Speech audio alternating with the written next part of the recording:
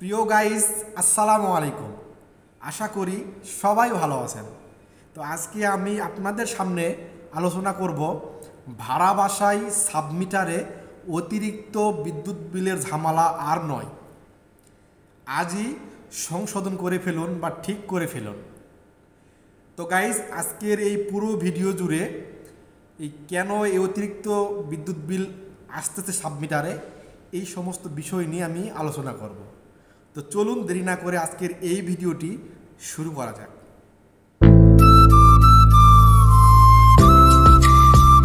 তো guys, video শুরু করার আগে আপনার কাছে আমার ছোট্ট একটি রিকোয়েস্ট, আমার এই চ্যানেলে যদি আপনি নতুন দর্শক হয়ে থাকেন তাহলে অবশ্যই চ্যানেলটি সাবস্ক্রাইব করবেন। তো চলুন কথা না বাড়িয়ে মূল ভিডিওতে যাওয়া যাক। তো ভিডিও টাইটেল থাম্বনেল দেখে আপনারা বুঝতেই পেরে গেছেন যে ভাড়া বাসায় সাবমিটারে যে অতিরিক্ত বিদ্যুৎ বিলের যে একটা ঝামেলা, যে ভোগান্তি, সেটা কম বেশি আমরা সবাই এর ভার বহন করি, কিন্তু সঠিক সমাধান বের করতে পারি না। নীরবে নিশ্চুপ থেকে আর কি এই ঝামেলা আমরা সহ্য করে যাই। তো আজকের এই ভিডিওতে আমি বিস্তারিত আলোচনা করার চেষ্টা করব যে এই অতিরিক্ত বিদ্যুৎ বিল থেকে কি করে মুক্তি পাওয়া যায় বা কি করে একটি সমাধান আসা যায়। তো ভিডিওটি স্কিপ না করে সম্পূর্ণ দেখার অনুরোধ রইল। যদি আপনি সম্পূর্ণ ভিডিওটি দেখে থাকেন তাহলে অবশ্যই বুঝতে পারবেন যে এই অতিরিক্ত যে বিদ্যুৎ বিলের যে ঝামেলাটা, এটা কী কারণে হচ্ছে। তো চলুন আর কথা না বাড়িয়ে তো মূল ভিডিওতে আমি চলে যাই। তো গাইস, দেখতে পাচ্ছেন আমার সামনে আমি একটি ড্রয়িং করেছি। তো এই পাশে যে ড্রয়িংটি দেখতে পাচ্ছেন, এটি হচ্ছে একটি বিল্ডিং। তো এই যে টান দেখতে পাচ্ছেন, এই টান থেকে এই টান পর্যন্ত এটা একটা বিল্ডিং। আমি এখানে 5 তলা বিশিষ্ট একটি বিল্ডিং অঙ্কন করেছি। দেখতে পাচ্ছেন নিচে হচ্ছে গ্রাউন্ড ফ্লোর, তারপরে ফার্স্ট ফ্লোর, তারপরে সেকেন্ড ফ্লোর, তারপরে থার্ড ফ্লোর, তারপরে ফোর্থ ফ্লোর। আর এই পাশে আমি একটি অঙ্কন করেছি বৈদ্যুতিক পোল। এই যেখানে লেখা আছে বৈদ্যুতিক পোল, তো এই পাশে আমি বৈদ্যুতিক পোলটা অঙ্কন করেছি। তো বৈদ্যুতিক পোলের উপরে 3টি লাইন তার আছে। এই লাল 3টি তার দেখতে পাচ্ছেন, 3টি লাইন তার। আর নিচে যে কালো বর্ণে যে তারটি দেখতে পাচ্ছেন, এটি হচ্ছে নিউট্রাল।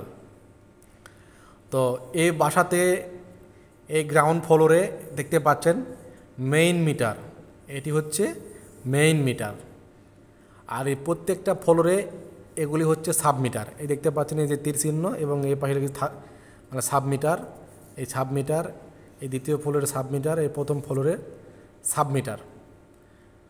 তো এই পোল হইতে মেইন মিটারে আমি এই যে পাওয়ার নিয়ে আসছি, একটা হচ্ছে লাল তার, একটি হচ্ছে কালো তার। এই দেখেন, তো মিটারের হচ্ছে 4টি পয়েন্ট, মিটারে হচ্ছে 2টি পয়েন্ট। একটি হচ্ছে ইনপুট পয়েন্ট আর একটি হচ্ছে আউটপুট পয়েন্ট। তো 1 নম্বর পয়েন্ট হচ্ছে লাইন, এবং এই 2 নম্বর পয়েন্ট হচ্ছে নিউট্রাল, এবং আউটপুটে 3 নম্বর পয়েন্টে নিউট্রাল, 4 নম্বর পয়েন্টে লাইন। এটা হচ্ছে আউটপুট। মিটার হইতে আউটপুট আপনার রুমে গেছে, এটা আউটপুটে। তো এই মেইন মিটার আমি এই পাওয়ার সংযোগ করে দিয়েছি।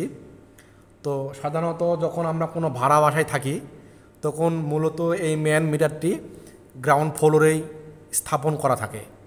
তো এই মেইন মিটারের আউটপুট থেকে আর কি প্রত্যেকটা ফ্লোরে একটি করে সাবমিটার দিয়ে লাইন দেওয়া হয়। তো এই লাইন দেওয়ার ভিতরে অনেক ভুল ভ্রান্তি কারণে এই অতিরিক্ত বিদ্যুৎ বিলের যে ঝামেলাটা, এটা আমাদের ভুগতে হয়। তো সেটি আমি আপনাদের এখন ক্লিয়ার করব। তো দেখতেই পাচ্ছেন উপরে 4টি হচ্ছে ফ্লোর। 4টি ফ্লোরের জন্য এখানে দেখতে পাচ্ছেন 4টি হচ্ছে লাল তার, 1 2 3 4। প্রথম যে তারটি চলে গেছে যে 5ম তলায়, 4র্থ ফ্লোরে। তো এই যে লাইন তার একটি। তো 4টি ফ্লোরের জন্য 4টি হচ্ছে লাইন তার। লাল তার দেখেন আমি 4টি এখানে অঙ্কন করেছি, কিন্তু এই যে নিউট্রাল একটা। তো এই বড় বড় বিল্ডিংগুলোতে এভাবে ওয়ারিং করা হয় যে নিউট্রালটা সবসময় ওরা শর্ট করে দেয়। দেখেন এখানে এই যে আউটপুট থেকে যে নিউট্রালটা বের হয়েছে এই নিউট্রালটা দেখেন যায় প্রথম মিটারে ঢুকছে, তারপর দ্বিতীয় মিটারে, তারপর তৃতীয় মিটারে, তারপর চতুর্থ মিটারে, তারপর এভাবে ঢুকছে। কিন্তু লাইন, এই লাল তারগুলি কিন্তু লাইন, হ্যাঁ, এটা দিয়ে আপনার বাসায় বিদ্যুৎটা সাপ্লাই যাবে। তো দেখেন এই প্রথমটার জন্য লাইন তার একটি আনছে আলাদা, তারপর এই দ্বিতীয়টার জন্য লাইন তার আলাদা, মানে লাইন তারটি প্রতিটা ফ্লোরের জন্য আলাদা আলাদা টেনেছে। কিন্তু এই নিউট্রাল তারটি প্রত্যেকটা ফ্লোরের জন্য একটি তার নিয়ে যায়, প্রত্যেকটা মিটারের শর্ট করে দিয়েছে। এটি হচ্ছে সিরিজ কানেকশন। তো সিরিজ কানেকশনে বিদ্যুৎ বিল একটু বেশি আসে। তো কীভাবে সেটা বেশি আসে আমি সেটা এখন আপনাদের উদাহরণস্বরূপ বুঝিয়ে দিব। তো ধরুন আপনি থাকেন এই দ্বিতীয় তলায়, এই ফ্লোরটি আপনি এখানে ভাড়া থাকেন, এখানে আপনি একটা সাবমিটার দেওয়া হয়েছে, সাবমিটারে দুটা পাওয়ার আসছে দেখবেন, একটি হচ্ছে কালো তার, একটি হচ্ছে লাল তার।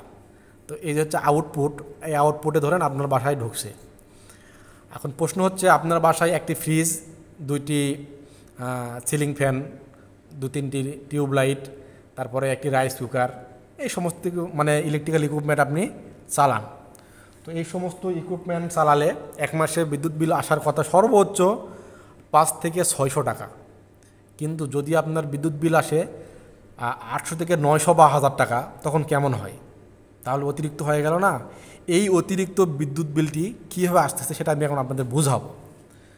ধরেন আপনার এই দ্বিতীয় তলা এই ফ্লোরে আপনি কিছুই চালাচ্ছেন না, কিন্তু এই নিউট্রালটি শর্ট করার কারণে কারেন্ট হচ্ছে চলমান, সবসময় সে চলতে থাকে, কখনো কারো বাধা মানে না। তো এই যে নিউট্রালটা হয় যখন, প্রত্যেকটা মিটারে একটি নিউট্রাল খরচ আছে, তো এই মিটার এই দুই মিটারে যে নিউট্রাল খরচ, এই 2 মিটারের নিউট্রাল খরচটা আপনার এই মিটারে উঠবে। যেহেতু নিউট্রালটা শর্ট করে দেওয়া আছে, এই লাইন তার যখন 4টা মিটারের জন্য 4টা টানা হয়েছে, এই 4টা মিটারের জন্য 4টা যখন নিউট্রাল যখন আলাদা আলাদা টানতো, তাহলে যে পরিমাণ আপনি বিদ্যুৎ ইউজ করতেছেন এই দ্বিতীয় ফ্লোরে, সেই পরিমাণ বিদ্যুৎ বিলই এই মিটারে গণনা করা হয়তো। কিন্তু যখন এই নিউট্রালটি সিরিজ কানেকশন করা হয়েছে, তখন এই যে নিউট্রাল একটা খরচ আছে, এই নিউট্রাল খরচটা, এই 2 মিটারের নিউট্রাল খরচটাও আপনার মিটারে যুক্ত হবে।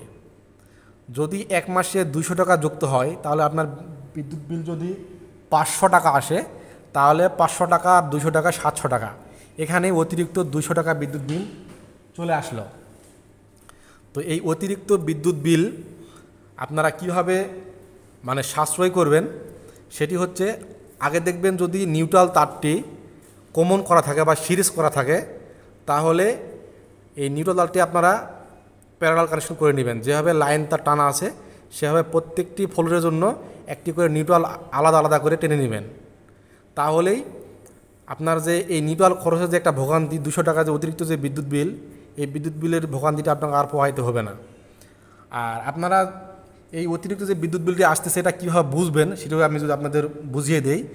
যেহেতু আপনি এই দ্বিতীয় ফ্লোরে বসবাস করতেছেন, তো আউটপুট থেকে অবশ্যই একটা সার্কিট ব্রেকার বা কোনো কিছু এখানে ইউজ করা হয়েছে।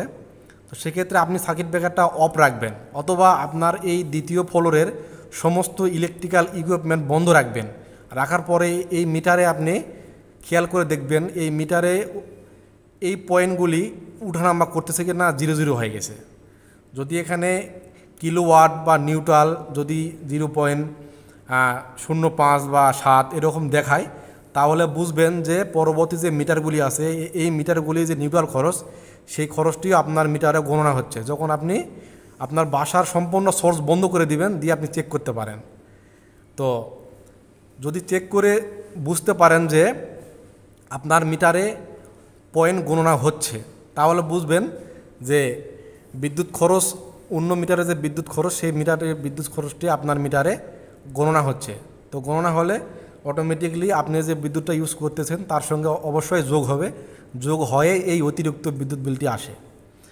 যদি এই অতিরিক্ত বিদ্যুৎ বিলের ভোগান্তিতে যদি রক্ষা পেতে চান, তাহলে অবশ্যই এই নিউট্রালটা যে সিরিজ করা আছে, এটি অবশ্যই প্যারালাল করে নেবেন। যেভাবে লাইন তার প্যারালাল করা আছে, এভাবে নিউট্রালটি আপনি প্রত্যেকটা মিটারের জন্য আলাদা আলাদা নিউট্রাল টেনে নেবেন।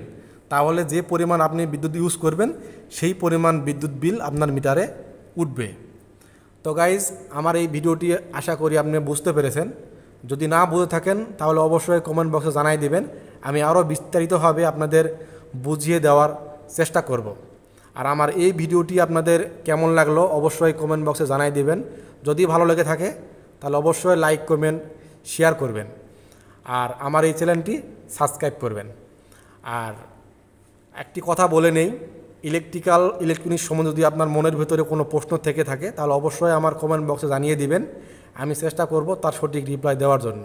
আরও একটি কথা বলে নেই, যদি আপনি কোনো ইলেকট্রিক্যাল বা ইলেকট্রনিক্স কোনো ইকুইপমেন্ট বা কোনো যন্ত্রপাতি কিনতে ইচ্ছা পোষণ করেন, কিন্তু কোন ইকুইপমেন্টটি আপনি কিনবেন, সঠিক ইকুইপমেন্টটি কোনটি এটি জানার জন্য যদি কোনো পরামর্শ চান সেটিও আমার কমেন্ট বক্সে জানাই দিবেন, আমি সঠিক পরামর্শ দেওয়ার চেষ্টা করব। তো গাইজ, আজকের এই ভিডিওটি আজ এ পর্যন্তই। দেখা হবে আগামী অন্য কোনো একটি মূল্যবান ভিডিওতে। সেই পর্যন্ত সবাই ভালো থাকবেন, সুস্থ থাকবেন। আল্লাহ হাফেজ। আসসালামু আলাইকুম।